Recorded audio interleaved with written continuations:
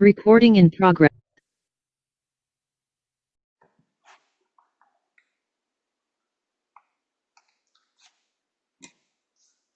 사도신경으로 우리의 신앙을 하나님께 고백하겠습니다. 나는 전능하신 아버지 하나님 천지의 창조주를 믿습니다. 나는 그의 유일하신 아들 우리 주 예수 그리스도를 믿습니다. 그는 성령으로 잉태되어 동정녀 마리아에게서 나시고 본디오 빌라도에게 고난을 받아 십자가에 못 박혀 죽으시고 장사된 지 사흘 만에 죽은 자 가운데서 다시 살아나셨으며 하늘에 오르시어 전능하신 아버지 하나님 우편에 앉아 계시다가 거기로부터 살아있는 자와 죽은 자를 심판하러 오십니다.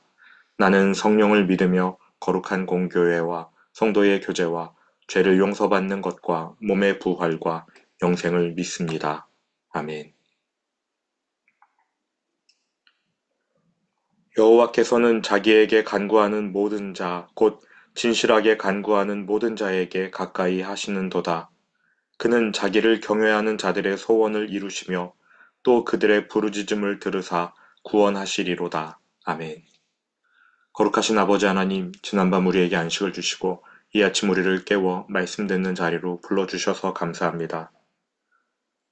오늘 하나님과 동행하는 우리들의 삶이 되기 원합니다.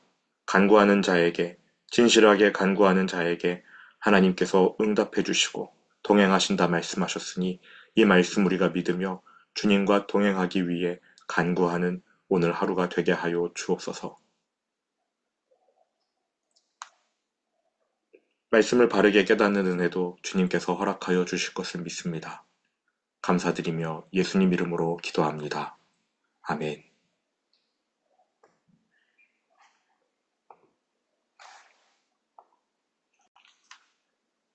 우리는 사람이 역사의 주인공이고 인간이 세운 나라가 역사의 주인공인 양 착각합니다. 하지만 인간은 또 인간이 세운 나라는 절대 역사의 주인공이 될 수 없습니다. 느부갓네살의 꿈이 이 사실을 명확히 해줍니다. 영원할 것 같던 느부갓네살의 권세는 일장춘몽이었습니다. 바벨론 이후 세계를 장악한 페르시아, 그리스, 로마, 이들 국가는 시간이 흐를수록 급이 떨어지는 경향을 보였습니다. 천년 명맥을 이어간 로마보다 더 긴 역사를 자랑하는 나라는 없지만 그러한 로마조차 바벨론의 아류작일 뿐입니다. 그러니 지금 우리가 살아가는 이 세상 나라들은 얼마나 품질이 떨어질까요? 17세기의 과학혁명, 18세기 산업혁명 후 19세기, 20세기를 맞이한 인류는 장밋빛 미래를 꿈꿨습니다. 하지만 두 차례 연이은 세계대전, 인류의 꿈을 짓밟아 버렸습니다. 역사상 가장 많은 사람이 가장 짧은 기간에 목숨을 잃어버렸습니다. 2차 대전 후에 세계는 어떻습니까? 한동안 냉전 체제를 이어가다가 지금은 사상이고 뭐고 다 필요 없고 돈이 가장 중요한 가치로 여겨지는 세상이 되었습니다. 냉전 시대에 나름 품위 있는 척이라고 그런 일을 했던 미국 보시기 바랍니다. 지금은 그 위상이 땅바닥에 떨어졌습니다. 21세기의 세상은 그 옛날 바벨론보다 낫겠습니까? 지금 우리가 사는 세상은 바벨론보다 나을까요? 4차 산업혁명이다, AI 시대다, 또다시 과학 발전으로 장밋빛 미래를 예상하는데 과연 우리가 예상하는, 소망하는 그러한 모양대로 이 세상이 돌아갈까요? 지금이 바벨론보다 더 낫다고 말할 수 있습니까? 성경은 바벨론이 금이고 페르시아는 은이고 그리스는 노시고 로마는 철이라고 했습니다. 인간의 평가와 하나님의 평가가 정반대입니다. 이 세상의 품질은 점점 떨어집니다. 그러니 로마가 망한 후 참으로 오랜 시간이 지난 지금 이 세상은 하나님 보시기에 얼마나 급이 떨어지겠습니까? 우리는 요한 사도의 명령을 따라 이러한 세상을 사랑하지 않으려 애써야 합니다. 요한 1서의 말씀을 제가 화면에 띄워드리겠습니다.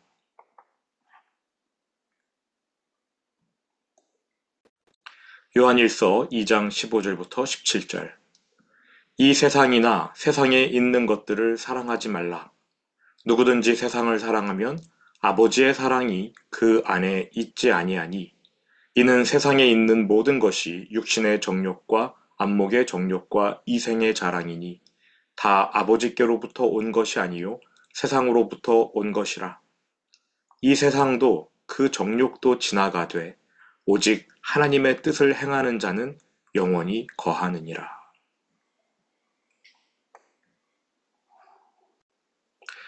요한 사도가 분명히 말했습니다. 이 세상이나 세상에 있는 것들을 사랑하지 말라. 이 세상은 너무나 매혹적입니다. 돈으로 안 되는 일이 없습니다. 돈은 인간이 가진 거의 모든 욕망을 채워주지요. 이것이 세상이고 세상에 있는 것들입니다. 하지만 세상을 사랑하면 아버지의 사랑이 그 안에 거하지 않습니다. 세상을 사랑하는 것은 하나님의 사랑을 거부하는 것과 같습니다. 세상을 향한 내 정욕과 하나님으로부터 오는 사랑, 둘 다 선택할 수가 없습니다. 세상의 모든 것은 육신의 정욕, 안목의 정욕, 이생의 자랑인데 이것들은 하나님께로부터 온 것이 아니기 때문에 둘 다를 선택할 수가 없는 것이지요. 영원한 것은 하나님 나라입니다. 그래서 우리는 하나님 나라를 바라보며 살아야 합니다. 이 세상도 그 정욕도 지나가되 오직 하나님의 뜻을 행하는 자는 영원히 거하느니라. 하나님의 뜻을 행하는 하나님 나라의 백성만 영원히 살 수 있습니다. 그러므로 이 세상에서 부유해지고 높아지는 것, 우리 삶의 목표여서는 안 됩니다. 이 땅을 살아가는 동안 하나님 말씀에 순종하는 것이 우리 삶의 유일한 목표여야 합니다. 내가 어떻게 해야 말씀대로 살 수 있을까? 말씀대로 순종하지 못하는 영역을 어떻게 하면 순종할 수 있도록 바꿀 수 있을까? 우리 치열하고 진지하게 고민해야 되는 것입니다. 이것만이 우리 삶의 목표이기 때문이지요. 다니엘이 느부갓네살 앞에서 꿈 내용을 알려줍니다. 그 의미까지 해석해줍니다. 느부갓네살이 깜짝 놀라 자리에서 일어나 허리 굽혀 절합니다. 왕이 다니엘에게 엎드리는데 왕궁 신하들이 가만히 있을 수 있겠습니까? 그들 모두가 다니엘을 향해 엎드립니다. 머리로 상상만 해도 참 멋진 장면입니다. 이방인들이 하나님의 종 다니엘에게 엎드린다. 하나님께 엎드린 거랑 같은 것이지요. 자, 이후 다니엘을 느부갓네살 왕은 다니엘을 바벨론 최고의 신하, 궁중 대신으로 세웁니다. 여기서 잠시 한번 생각해 보시지요. 다니엘이 세상에서 높아진 겁니까? 아닙니다. 여러 번 누차 말씀드리지만 하나님은 우리가 세상에서 부유해지고 지위가 높아지는 것 따위에는 관심이 없으세요. 다니엘이 궁중 대신이 된 것은 훗날 유대인들이 본국으로 귀환할 때 다니엘이 그 자리에서 해야 할 일이 있었기 때문입니다.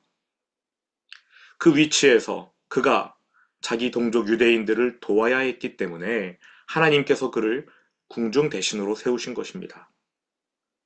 만일 궁중 대신 말고 다른 자리가 필요했다면 그리로 보내셨을 거예요.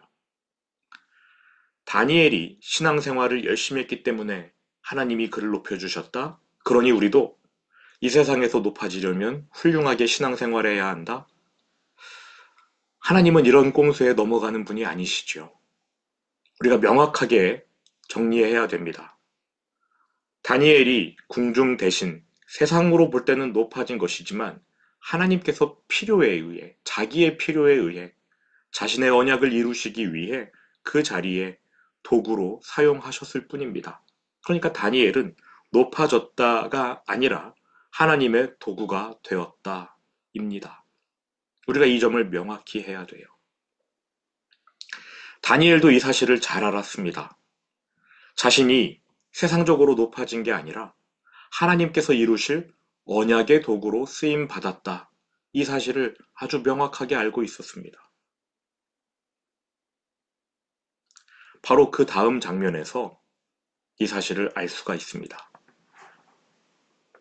말씀을 띄워드리겠습니다. 다니엘 2장 49절, 맨 마지막 구절이죠. 같이 읽어보시겠습니까? 왕이 또 다니엘의 요구대로 사드락과 메삭과 아벳느고를 세워 바벨론 지방의 일을 다스리게 하였고 다니엘은 왕궁에 있었더라. 이 구절을 설명드리겠습니다. 왕이 다니엘의 요구대로 사드락과 메삭과 아벳느고를 세워 바벨론 지방의 일을 다스리게 하였고 다니엘은 왕궁에 있었더라. 일단 다니엘이 왕궁의 최고 신하로 있었다는 거 기억하시고요. 그리고 다니엘이 왕에게 요청했습니다. 자기의 3명 친구 사드락, 메삭, 아벳느고를 지방 장관으로 세워달라. 이렇게 요청했는데 그대로 들어주었다. 여기까지 한번 생각해 보시죠. 머릿속으로 그림을 그려보시기 바랍니다. 느부갓네살 왕이 다니엘에게 절을 합니다. 궁중의 모든 신하가 다니엘에게 절해요. 이후 왕이 자리에서 일어나 다니엘에게 물어봅니다. 다니엘아, 내가 너를 최고위직 신하로 임명한다. 혹시 너 개인의 소원이 있으면 지금 말하라. 무엇을 원하느냐? 나라의 절반이라도 내가 너에게 주겠다. 여러분이 이 제안을 받았다면 무엇을 요구하시겠습니까? 금, 은, 보화, 편안한 노후를 보장해 주십시오.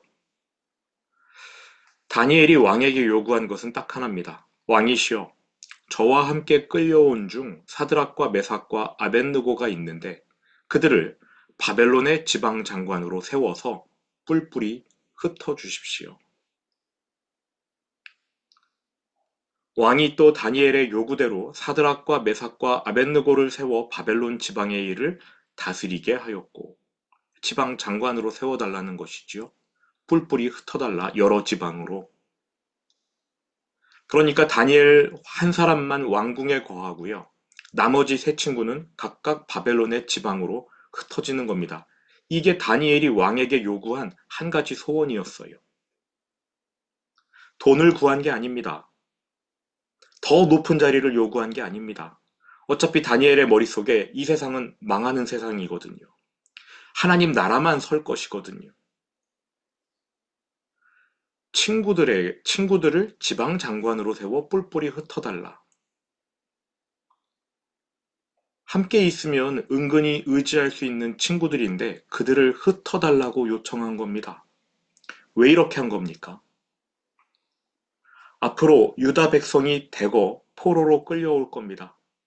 그들이 머물게 될 바벨론의 여러 지방 지역 중 적어도 사드락과 메삭과 아벳느고가 장관으로 머무는 3군데 지역에서는 그 유다 포로들이 신앙교육을 제대로 받지 않겠습니까? 그들이 제대로 신앙교육을 받아야 나중에 이스라엘 땅 본국으로 귀환할 때 올바른 하나님 나라 공동체를 세울 수 있지 않겠습니까? 이걸 위해서 다니엘은 그 친구들을 지방장관으로 세워달라고 청탁하고요. 흩어달라고 요청한 겁니다. 이것이 당대 세계 최강국 바벨론 왕에게 다니엘이 요청한 한 가지 소원이었습니다. 만일 여러분에게 세계 최강국 대통령이 자신의 권한을 다 동원해서 여러분의 한 가지 소원을 들어주겠다고 한다면 여러분은 다니엘처럼 말할 수 있겠습니까? 부와 명예 이런 거 다 필요 없고 하나님 나라 그 백성들을 교육하도록 내 새 친구들을 장관으로 세워 흩어주십시오. 이게 다니엘의 유일한 소원이었어요. 우리의 소원은 무엇입니까? 우리의 소원은 무엇입니까? 하나님이 오늘 여러분에게 나타나셔서 너의 한 가지 소원을 들어주겠다. 너의 소원이 무엇이냐 말씀하시면 여러분 뭐라고 대답하시겠습니까?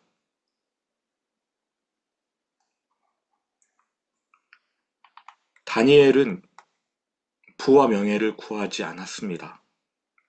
느부갓네살의 꿈에서 나타난 그 미래의 설계를 다니엘은 봤어요. 아무리 화려한 바벨론 망한다. 페르시아도 망하고 그리스도 망하고 로마도 망하고요. 지금 우리가 살고 있는 이 세상도 결국은 망할 겁니다. 하나님이 심판하실 거예요. 하나님의 나라만 섭니다.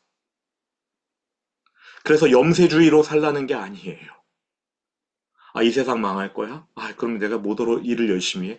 그게 아니에요. 다니엘은 그러한 미래의 설계를 알고 있기 때문에 하나님 나라를 위해서 자신을 헌신했습니다.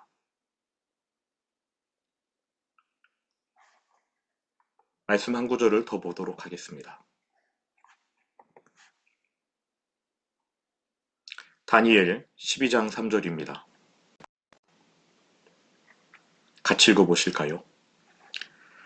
지혜 있는 자는 궁창의 빛과 같이 빛날 것이요 많은 사람을 옳은 대로 돌아오게 한 자는 별과 같이 영원토록 빛나리라.